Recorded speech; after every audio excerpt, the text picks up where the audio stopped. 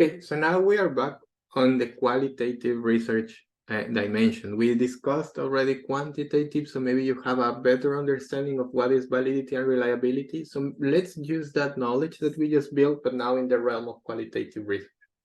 And let's start with this idea that validity aims to answer to these questions. Are we measuring the right things? And reliability, are we measuring the right thing? Are we measuring things right? The answer is yes, we can still apply that, but let's make a reflection. Similar to quant research, validity in qual research aims to ensure that we are understanding and that we are, remember, because qualitative is all about understanding, that we are actually understanding what we claim to understand.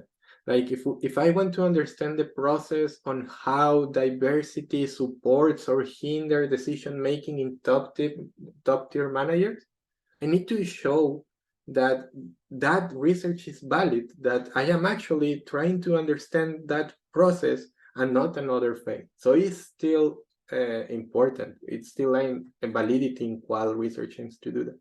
And reliability, kind of the same thing. We also want to show that we are measuring things right, that we are maybe not measuring, but we are trying to understand things in the right approach, that we are using our methods of data collection and analysis in a way that is coherent, in a way that it makes sense, that we can rely, that we can trust on what we are doing. So for example, if I want to understand what a person experiences during a lot of stress, I am sure that through interviews I can do that. I need to show that I am actually understanding what I claim to understand.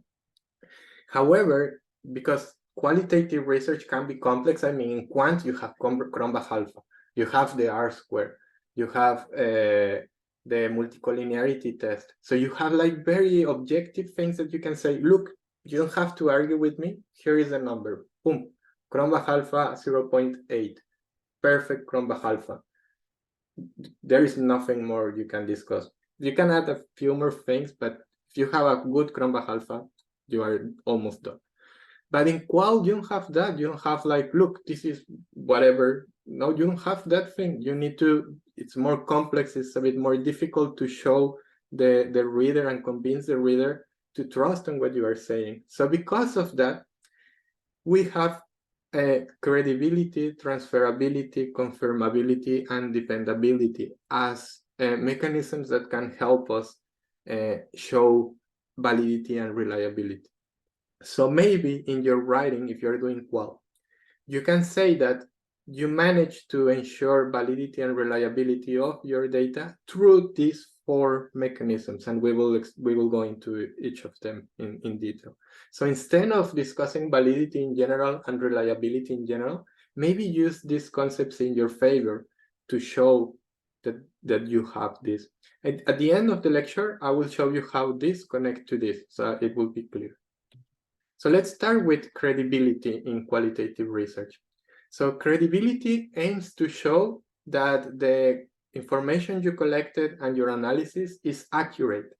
So you want to show that it is true that you actually conducted the interviews, that it is true that someone answered, that it is true that that person exists. That's what you want to show.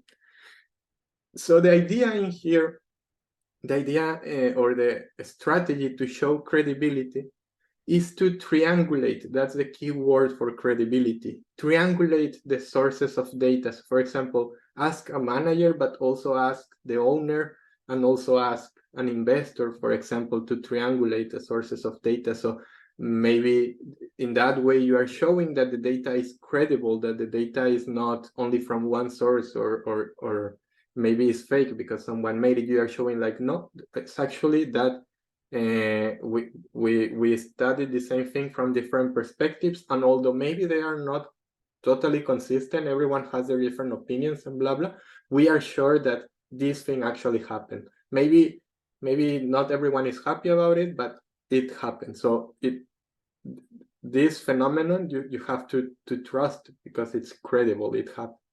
Also, you can triangulate methods of data collections. For example, don't rely only on interviews. You can also triangulate with documents. So for example, if they discuss innovation, you can also show a minute from a meeting where they talk about innovation, and then you can triangulate. So it's not only from the interview that they mention this, it's also in their documents, or it's also on the website, or it's also on the news, a news article. You can also triangulate researchers. If you are doing this in Teams, you can also say like, 2 people were present during the interview, and then we contrasted our views, and then so you're also showing that the data, that the story is credible, that you are not making it up. And you can also triangulate theories, so maybe, but this can be a bit more advanced, but you can say like, we analyze through this perspective and also from this other perspective, but I think triangulating theories is a bit advanced. After credibility, we also have transferability. And transferability aims to show that the findings from this study can be used in other situations, can be theorized, because kind of a critique from qualitative studies is like, of course, it's not the objective to generalize. The objective is to understand, to gain understanding of a process, of something, or of something deep, something subjective. But sometimes people critique because they say this is not something that we can use in other contexts. This is something that, so you only understood this specific phenomenon. And transferability aims to fight against that. Transferability aims to claim like, no, this is actually research that build knowledge, that is contributing to a better understanding from a higher approach. And suggestions, again, what you have in here in the slides, these lines, these are suggestions. How can you do that? How can you achieve transferability?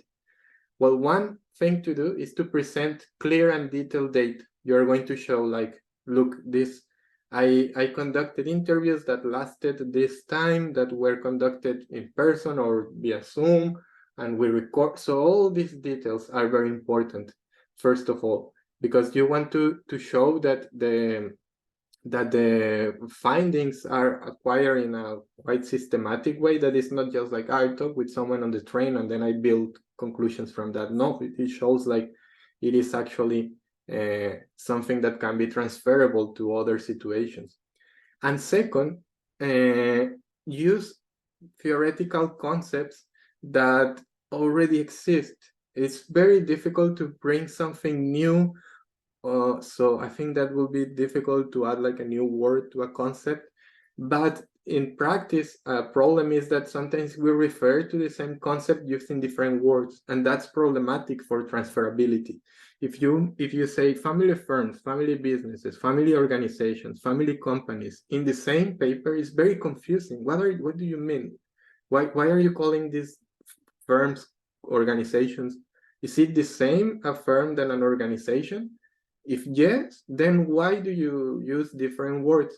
So use the same concepts and use theory-based concepts also, because if you decide to use, for example, the concept of entrepreneurial family firm, a concept developed by another professor from Jönköping a few years ago, Matthias Norquist, if you want to use that concept of entrepreneurial family firm, you will tell the reader that you are contributing to the understanding of that particular concept. So then transferability is very clear. It is, okay, it's that. So I can use the knowledge, the learning from this paper or this thesis, because it aims to develop that concept that is clear. I know. So you are adding more. It is transferable, the knowledge, because of the words you use.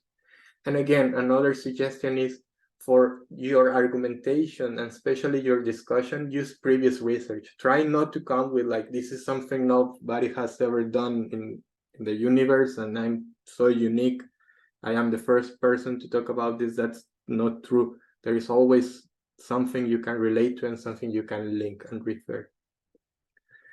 After transferability, we have another mechanism that helps us with trustworthiness in qualitative research, which is dependability. In dependability, we want to show that we want to be transparent about what we did in terms of our research process.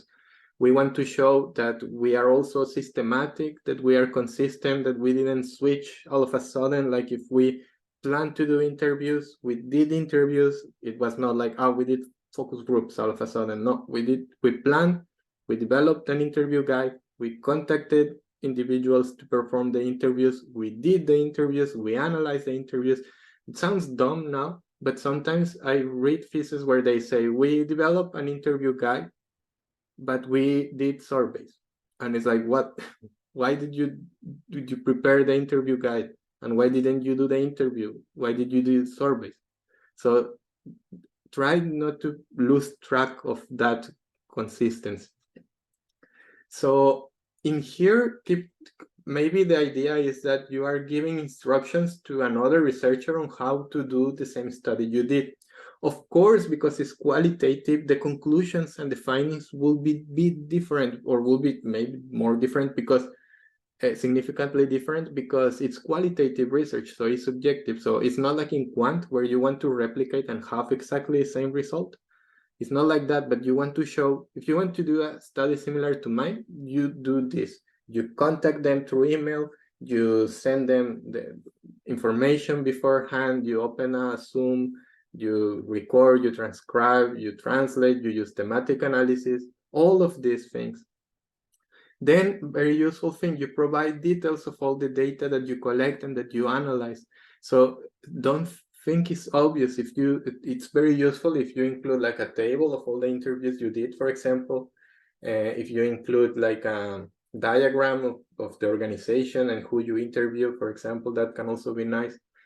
And finally, use evidence, and use evidence consistently. So in evidence, I mean, like, if you are going to use a quote from an interview where someone is explaining something, use more quotes. If you are going to include like part of a document, use more quotes from documents. So be consistent and present always evidence. Don't think like, I'm just going to tell the story without evidence, because then it's not dependent. That information, that study is not dependable. It's unclear how we can kind of trust that your study is transparent and consistent. And then finally, we have last mechanism, confirmability.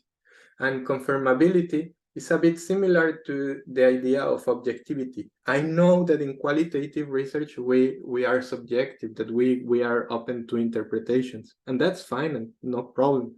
But it's problematic, again, if you have your own agenda. So in terms of, instead of calling it objectivity, because objectivity sounds strange in qualitative research, we call it confirmability. But confirmability is in essence the same idea. Show that you don't have your own agenda. So in qualitative research, maybe you can clarify if there are conflicts of interest, highlight ethical concerns. And another very important and useful suggestion is present evidence. Like if you claim like this process was confusing, you can tell me it's confusing, but present the evidence. Like, who says it's confusing? Where is the evidence that it is confusing? You can include a quote where someone says it was confusing, or you can include like three quotes where everyone has different interpretations, and then that makes it confusing. The point is, don't only tell me the superficial story. People use more accounting and they felt more secure because they had more numbers, and because of that they improved performance. No, I think it's not confirmable, that conclusion. You don't have any evidence that they felt secure. You don't have any evidence that that is linked with performance. You need to show that with evidence. So as a conclusion, and maybe you were thinking about this through all the lecture, credibility is kind of linked to internal validity. We want to show that we are actually understanding what we want to understand. We want to show that we are measuring what we want to measure. Transferability is about the external validity, that we are actually measuring and finding conclusions for the population that we want to explore. So in here is similar. We want to show that the knowledge that we are building can be transferred to other situations, that we're developing concepts that can be applied on different situations. Reliability and dependability are also similar, because in reliability, we want to show that if you do what I did, you will find the same results. You can duplicate my study. In dependability, I am showing that you can replicate my study. Of course, the findings, the conclusions will be different because it's qual, but you can do the same steps. I will show you clearly what I did. And then the final thing, objectivity. I am showing you here that I don't have a hidden agenda. With confirmability is the same. I am showing you that I don't have a hidden agenda. And remember, all of these things about trustworthiness, you have to discuss them in your method section. It can be like one method chapter. It can be one section. And at the same time, keep all of this in your study design, like all of these things, like why are you going to do Cronbach alpha because of reliability? Why are you going to include control variables because of external validity? Why are you going to triangulate between data sources because of credibility? Why are you going to use a concept that has been used before in other papers because of transferability? So reflect, like everything has a reason, and it will help you to convince the reader that we should trust what you are saying. So I think that's the end of the lecture, and hopefully you feel a bit more secure about how to show that your research is trusted.